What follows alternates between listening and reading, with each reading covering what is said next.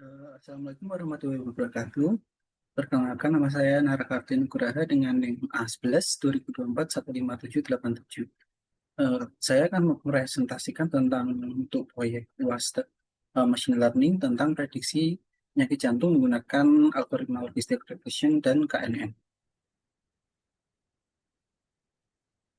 Eh, Pertama-tama, latar belakangnya adalah menurut data organisasi dari WHO, penyakit kardiovaskular atau penyakit jantung yang bertanggung jawab atas sekitar 17,9 juta kematian setiap tahunnya, yang setara dengan 32% dari seluruh kematian global. Dalam penelitian ini, saya melihat adanya potensi besar untuk memanfaatkan machine learning sebagai alat bantu prediksi yang lebih cepat dan objektif. Untuk rumusan masalah dan tujuan penelitiannya adalah berdasarkan latar belakang tersebut, saya merumuskan tiga pertanyaan utama, yaitu yang pertama adalah seberapa akurat model yang akan dibangun. Yang kedua adalah model mana yang lebih unggul, dan yang ketiga faktor apa saja yang paling berpengaruh. Tujuannya adalah untuk menjawab ketiga pertanyaan tersebut secara sistematis. Lalu untuk metode penelitian sendiri, ini ini merupakan diagram alir CRISP data mining sebagai yang dari Kaggle ya, datanya dari Kaggle dengan 918 data yang menggunakan algoritma KNN dan registrasi logistik itu.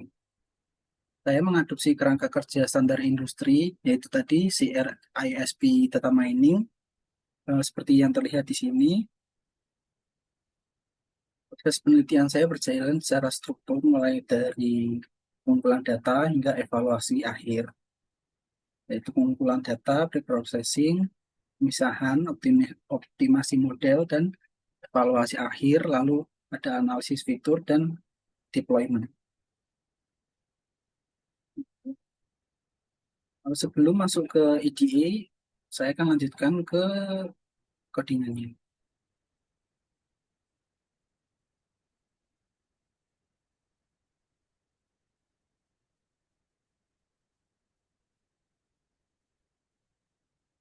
Eh, saya mengambil dataset dari Kaggle. Eh,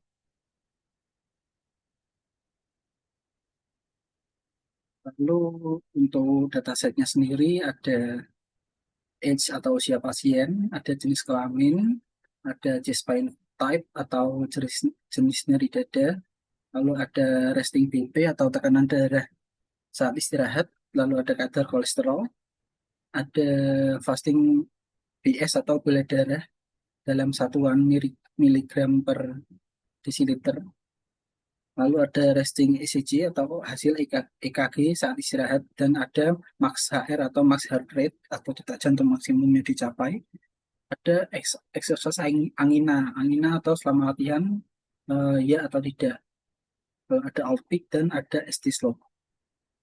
Lalu saya load dulu untuk CSV-nya atau datanya tadi yang sudah di-download dari Kaggle, dan untuk snippet datanya kita perlihatkan untuk bagian atas datanya saja. Nah, karena datanya berjumlah 900 lebih, karena akan terlalu banyak yang untuk di-load. Jadi saya hanya akan mengambil 5 teratas saja, karena df.head ini akan menampilkan 5 data teratas. Dan tail ini adalah 5 data, 5 data terbawah ya, bisa dilihat. Nah, ini seperti kita lihat ya, ada 918 data, 918 baris, dan 12 kolom. Lalu untuk tipe datanya sendiri, df.info itu menampilkan tipe datanya. Age itu integer, dan jenis kelamin ini objek, cspan type objek, resting BP integer, dan selanjutnya. Lalu kita cek apakah ada missing value atau data kosong. Nah, dicek ini tidak ada semua ya, karena datanya sudah cukup lengkap. Lalu kita cek labelnya, karena hard disease ini adalah label, kita bisa cek untuk yang terkena penyakit jantung ini ada sekitar 508 orang atau 55%, dan yang tidak itu ada sekitar 410 atau 47%.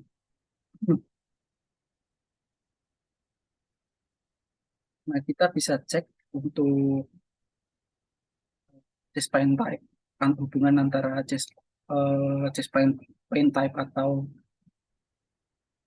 sakit sakit dada yang ada hubungannya nyeri dada dan hubungannya dengan penyakit jantung.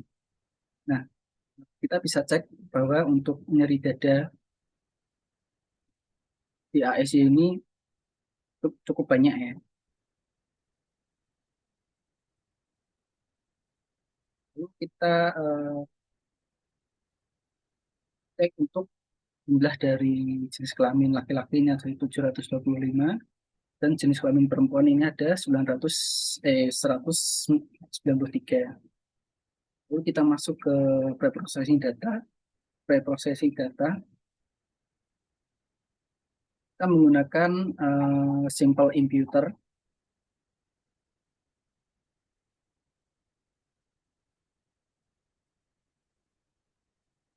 dan untuk menangani mengubah mengubahnya dengan label encoder. Untuk simple imputer itu bekerja untuk mengganti setiap nilai yang hilang, itu mengatasi missing value. Eh, Ada tadi untuk simple imputer tuh menangani missing value kalau ada yang data yang kosong, tapi kita lihat tadi tidak ada ya. Untuk most frequent ini mengganti nilai yang hilang dengan nilai yang paling sering muncul atau modus di kolom-kolom tersebut. Lalu untuk label encoder ini,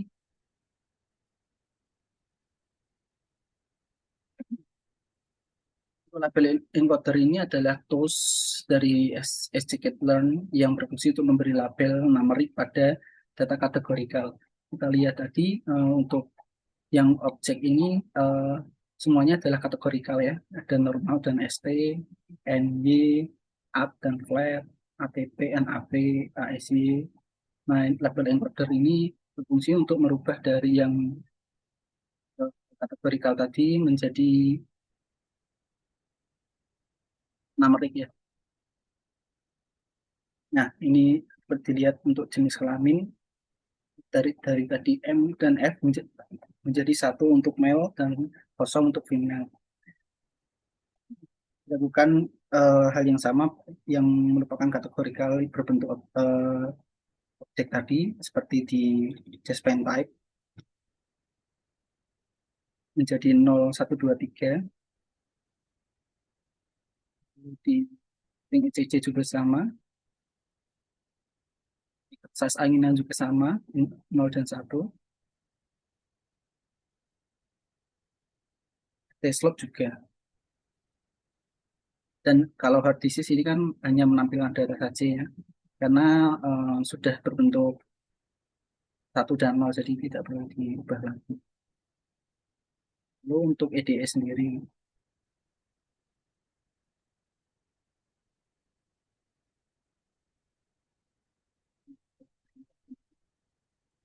ini untuk EDS,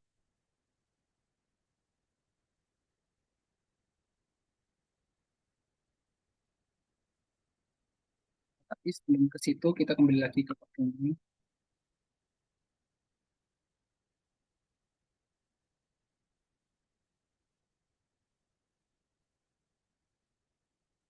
Kita cek lagi karena ini semuanya sudah berbentuk linear atau numerik ya. Cek lagi apakah ada missing value, duplikasi, inconsistent, dan outliers. Kalau cek missing value-nya ini semuanya sudah tidak ada ya. Lalu untuk nilai negatif ternyata di output ada. Lalu kita cek outlier-nya. Nah, untuk umur ini tidak ada. Untuk rating BP ternyata ada untuk outliernya, dan untuk overall cukup banyak, dan optik juga cukup banyak. Nah, ini kenapa mengatasi outlier saya tidak jadi, karena pesan ini diambil untuk menjaga keutuhan informasi ya, dan menghindari kehilangan data yang ternyata datanya itu berpotensi relevan. Ini hanya recall aja, karena tidak jadi untuk mengatasi outlier tadi. Ini dicek menjadi diagram datangnya.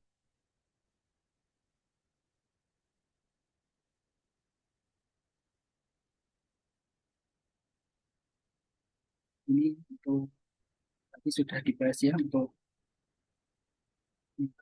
jantung itu ada 508 orang atau 55,3%. Untuk tidak itu ada 410. Nah, untuk sekarang untuk IgE-nya.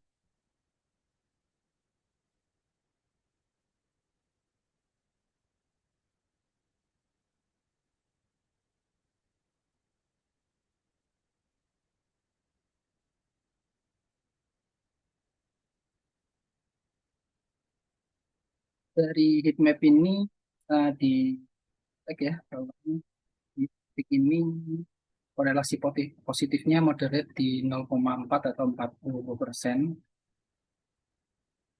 dengan variabel vertisisnya. Lalu untuk max heart rate bertolak belakang ya di minus 0,4, bisa mengindikasi bahwa nilai depresi segmen ST ini saat berolahraga dan detak jantung maksimal yang rendah itu indikator awal yang signifikannya risiko terhadap penyakit jantung.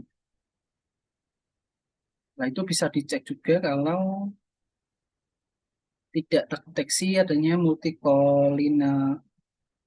multikolinearitas yang tinggi antara fitur fitur prediktor yang itu bisa diindikasikan kalau kondisi yang baik untuk menggunakan model klasifikasi.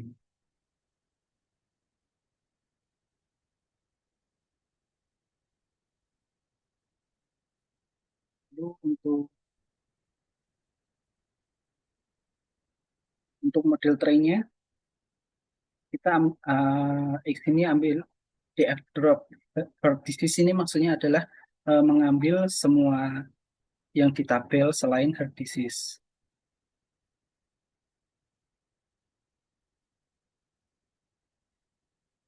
Jadi selain ini berarti ini semua ini into X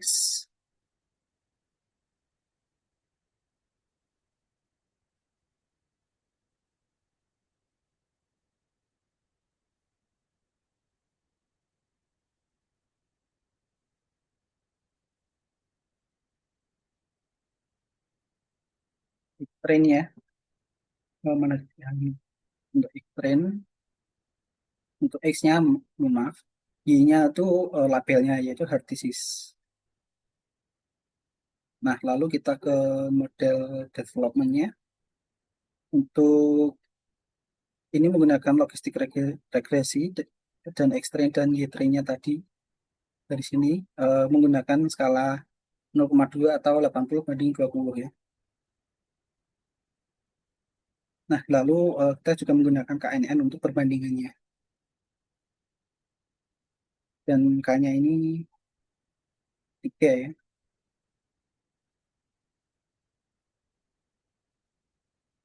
Lalu setelah dicek untuk model dari logistik regression ini ada 84 persen, 0,84 atau 84%, sedangkan KNN ini di 63,5% atau 0,635. Ini masih terbilang kecil ya, karena masih menggunakan default. Nah, setelah itu eh, saya akan mencoba untuk menaikkan akurasinya.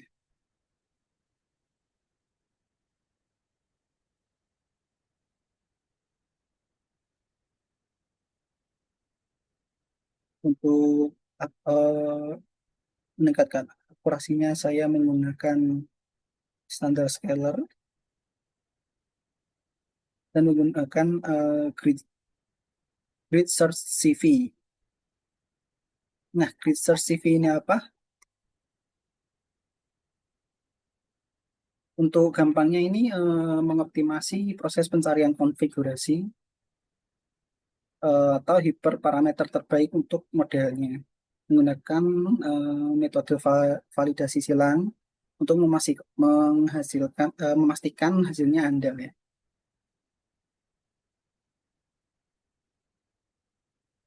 Kalau kita lihat menggunakan research CV, kita apa? Langsung di print saja untuk modelnya. Untuk KNN sendiri ini ternyata meningkat cukup signifikan dan sekarang untuk presisinya di 88% atau 0,88 dan di F1 skornya sama di 0,8.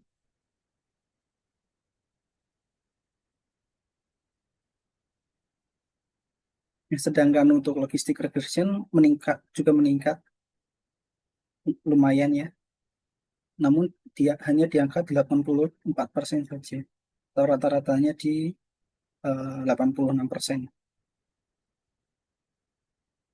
Setelah itu karena kita sudah mendapatkan KNN yang lebih bagus akurasinya, maka kita akan menggunakan KNN ya untuk modelnya. Nah, sekarang untuk analisis fitur berpengaruh,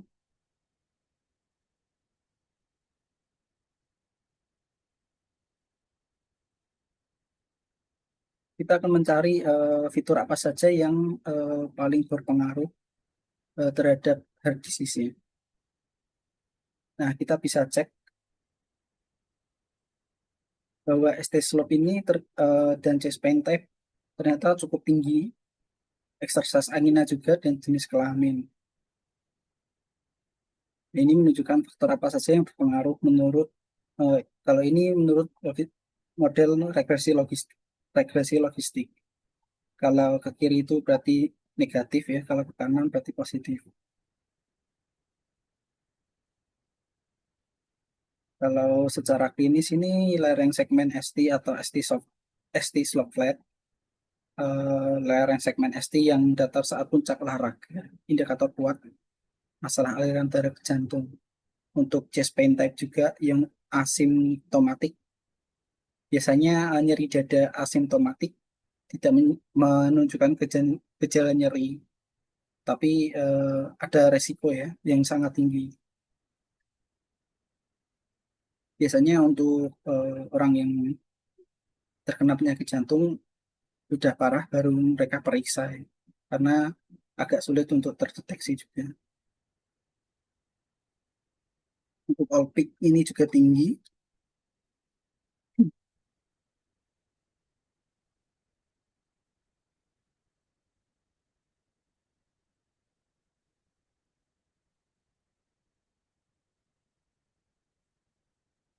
Nah, lalu kita bandingkan menggunakan KNN untuk fitur apa saja yang tertinggi. Untuk KNN eh, hampir sama, tapi kemiripannya di ST slope flat ya, karena yang paling tinggi. Namun di KNN ini jenis kelaminnya tertinggi nomor 2, lalu kolesterol tertinggi nomor 3 ya. Tapi di kedua model ini sama, di ST slope flatnya itu cukup tinggi ya. Paling tinggi maksud saya.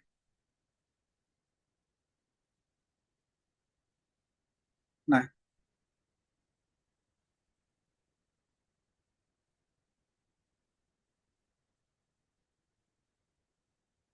ikut untuk codingnya karena sudah ditemukan kita menggunakan KNN dengan akurasi yang paling baik 89%, dan untuk fitur paling penting juga sudah dilihat. Fitur pentingnya itu di kedua model sama-sama ST slope-nya tinggi, paling tinggi, Lalu kita akan deploy dengan deploy ke Streamlit.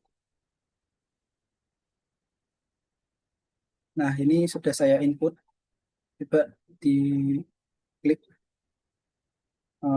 coba umur 40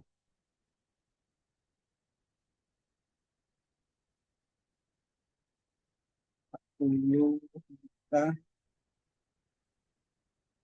ini, ini sama saja ya. Normal topik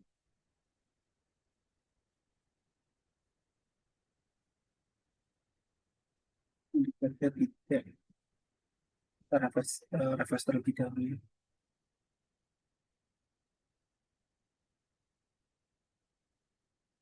Umur coba kita input 30. Kelaminnya kan jarak mili ini tidak, ini dada coba tidak. Nah, ternyata dia 0% ya. Coba kalau umurnya 40 dan dia pria, masih levelnya 200, sudah darah puasa lebih dari, hasil EKG-nya normal aja, dari dada ya, ini pakai flat. Nah, dia pasien berisiko 100% ya terkena penyakit jantung.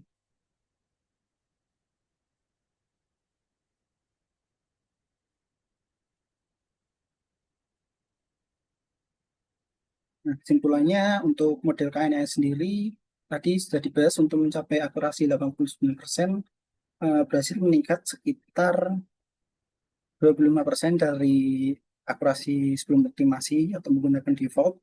Ini cukup bagus ya, karena kita juga menggunakan KNN tadi yang ternyata bisa mengungguli regresi logistik ya.